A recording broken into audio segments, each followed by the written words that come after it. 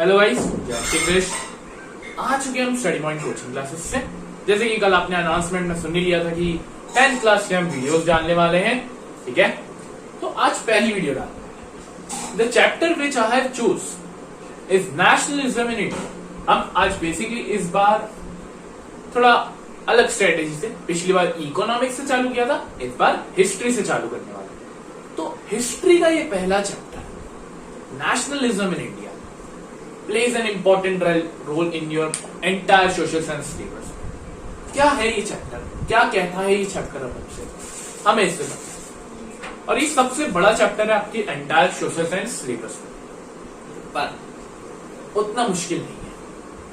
आपने क्लास 9 में French revolution पढ़ा, रशियन रिवॉल्यूशन पढ़ा, हिटलर के बारे में पढ़ा, पर कहीं पर भी आपने इंडिया के बारे में कहीं पर। तो इस बार की जो 10th हिस्ट्री है उसका शुरुआत ही हम इंडिया से करते हैं, हमारी भारत देश से करते हैं। तो इसलिए ये चैप्टर बहुत इंपॉर्टेंट है, बहुत आसान चैप्टर है, बस थोड़ा लेंथी जरूर है, बाकी आसान और बहुत आसान बना दूंगा मैं। तो ध्यान दें, चैप्टर का नाम है नेशनलिज्म इन इंडिया।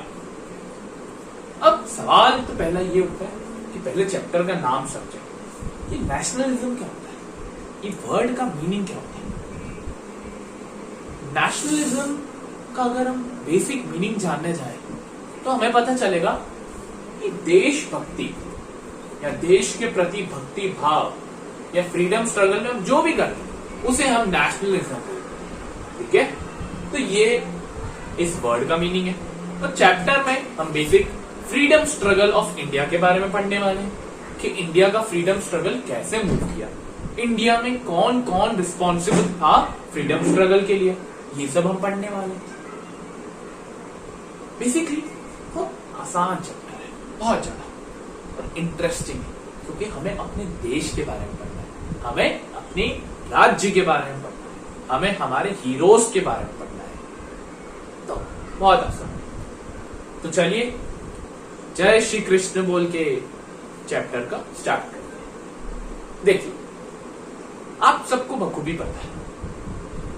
पता है कि हमारा इंडिया, हमारा भारत देश ब्रिटिशर्स के कब्जे में था। ईस्ट इंडिया कंपनी हम पे रूल करती थी, ठीक है।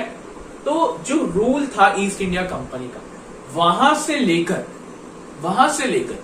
हम जो है, वहां से लेकर फ्रीडम स्ट्रगल, जो हमें फ्रीडम मिली, आजादी मिली, the independence day of India, वहां तक की पूरी कहानी इस चैप्टर में पढ़ने वाले हैं। तो चलिए शुरू करते हैं इस चैप्टर को। देखिए, सबसे पहले इस चैप्टर का पहला टॉपिक है कि जो फर्स्ट वर्ल्ड वॉर हुआ था 1913 से 1918 के बीच में, उसका इंपैक्ट हमें देखना है इंडिया के ऊपर। माना कि आपने फ्रेंच रिवॉल्यूशन में 9th में पढ़ा होगा कि फर्स्ट वर्ल्ड वॉर का इंपैक्ट फ्रेंच पे क्या हुआ, या रशिया पे क्या हुआ, या हिटलर पे क्या हुआ, पर वहां पर आपने इंडिया, अपनी कंट्री के बारे में नहीं पढ़ा था, नहीं ना। आज यहां पढ़ लो। देखो, बड़ा सा सबको पता है, यहाँ पर सब महाज्ञानी बैठे हैं कि वॉर से रिसोर्सेज खत्म होती है, वॉर से पैसा चले जाता है, बस वही पॉइंट है, और क्या, आसान है। चलिए, पहला point, increase in defence expenditure leads to introduction of income tax. बहुत आसान, दो टर्म, एक डिफेंस एक्सपेंडिचर और इनकम टैक्स। अब याद देखो, फर्स्ट वर्ल्ड वॉर हुआ था वो अलाइड और सेंट्रल पावर्स के बीच में हुआ था, ठीक है। वहां पर ब्रिटिशर्स भी थी, ब्रिटिशर्स भी साथ दे रहे थे। तो यार तुम खुद ही बताओ, ब्रिटिशर्स को आर्मी की जरूरत पड़ेगी, ब्रिटिशर्स को AK-47 की जरूरत पड़ेगी, ब्रिटिशर्स को कार 98 की जरूरत पड़ेगी, PUBG के सारे बंदूकों की जरूरत पड़ेगी, बॉम्बिंग की जरूरत पड़ेगी, स्मोक ग्रेनेड की जरूरत पड़ेगी, सबकी जरूरत पड़ेगी। तो उन सबके लिए पैसा तो चाहिए, मुफ्त में हवा में से तो गिर के नहीं आएंगे, ठीक है।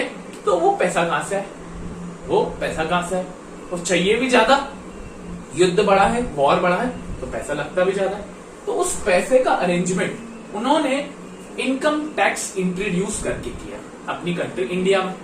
इनकम टैक्स वो लोगों से लेते थे, आम पॉपुलेशन से, और वो पैसा डिफेंस में लगा देते थे, ठीक है। दूसरा, prices were doubled which causes problem for people. 1913 मैं इसकी डेट लिख देता हूँ, 1913 से 1918 तक ये हमारा वर्ल्ड वॉर चला था। तो इस दौरान जो गुड्स की प्राइसेस थी, जो सामानों की प्राइसेस थी, वो दुगनी हो गई, 2 गुना हो गई। उससे मतलब महंगाई बढ़ गई इन द सेंस, उससे जो हम कॉमन पीपल थे, जो आम आदमी थे, उनके लिए खरीदना मुश्किल हो गया। ठीक है। तीसरा पॉइंट आसान, फोर्स्ड रिक्रूटमेंट इन विलेजेस। ये क्या चीज है?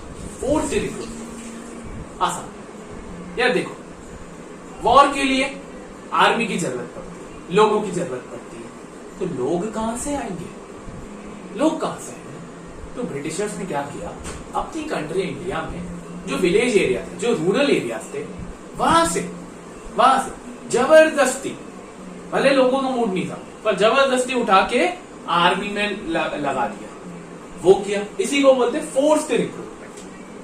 फोर्स्ड रिक्रूटमेंट, जबरदस्ती। ठीक है, ये तीसरा पॉइंट था। चौथा point, crop failure leads to food shortage. आसान। देखो, उसी दौरान 1913 से 1918 के बीच में इंडिया के कई राज्यों में जो क्रॉप होती है ना, जो एग्रीकल्चर प्रोडक्शन बनता है, वहां पर वो फेल हो गई। कैसे फेल हो गई? बारिश नहीं आई है, या कीड़े खा गए, XYZ जो भी रीजन। उस वजह से जो क्रॉप फेलियर हुआ, उस वजह से कंट्री इंडिया में फूड शॉर्टेज हो गई फर्स्ट वर्ल्ड वॉर के दौरान। ठीक है, ये चौथा पॉइंट। अब तुम ही बताओ यार, जब फूड शॉर्टेज हुई है, जब खाना ही नहीं है खाने के लिए, तो लोग मरेंगे, स्टारवेशन से मरेंगे, एपिडेमिक से मरेंगे। तो वही हो गया, 12 से 13 मिलियन पीपल एपिडेमिक से मर गए। तो यही था फर्स्ट वर्ल्ड वॉर का इंपैक्ट हमारी कंट्री इंडिया के ऊपर। अब ये हमें पता चल गया कि ये नेगेटिव साइड है हमारी कंट्री इंडिया में। वर्ल्ड वॉर ने हमें बहुत ज्यादा परेशान कर दिया, भले हमारा उसमें पार्टिसिपेशन भी नहीं था, पर बहुत ज्यादा परेशान कर दिया। तो करे क्या? फ्रीडम स्ट्रगल में कैसे स्टेप उठाएं? इस केस में हमारे एक बहुत सुपरमैन वाला हीरो आता है। That hero is name is Mahatma Gandhi. हमारे बापू महात्मा गांधी, वो आते हैं हमारी कंट्री इंडिया में। कहां से आते हैं? साउथ अफ्रीका से। बॉर्न तो उनका इंडिया में ही है, पर साउथ अफ्रीका वो रेसिज्म के लिए वहां पे लड़ाई करने जाते हैं, तो वो इंडिया आते हैं। इंडिया क्यों आते हैं? क्योंकि उन्हें पता चलता है कि यार ब्रिटिशर्स ऐसी ऐसी चीजें कर रही है, हमें गुलाम बना के रखती है। तो उनको लगा कि यार कंट्री इंडिया को भी तो अब आजादी दिलाना चाहिए। साउथ अफ्रीका का तो वेला पार करके आ गए, पर कंट्री इंडिया को भी तो करना चाहिए ना। तो उन्होंने क्या किया, वो आए 1915 में बाकायदा आए, महात्मा गांधी हमारे बापू। उन्होंने एक आइडिया एस्टेब्लिश किया हमारी कंट्री इंडिया में। That idea is known as satyagraha. Satyagraha, सत्य के लिए आग्रह, सत्याग्रह। बहुत लोगों को इस टर्म से पता है क्या होता है, मैं बता देता हूं बेसिक मीनिंग। सत्याग्रह का मीनिंग होता है कि fighting for the truth without getting violent. और आसान, आप सच्चाई के लिए तो लड़ेंगे, सच्चाई के लिए तो लड़ेंगे, पर बिना कोई वॉर से, बिना कोई वायलेंट। ये सत्याग्रह का आइडिया था। यही हमारे बापूजी ने आइडिया निकाला। अब इसका आगे का नेक्स्ट पार्ट में देखेंगे। Thank you very much.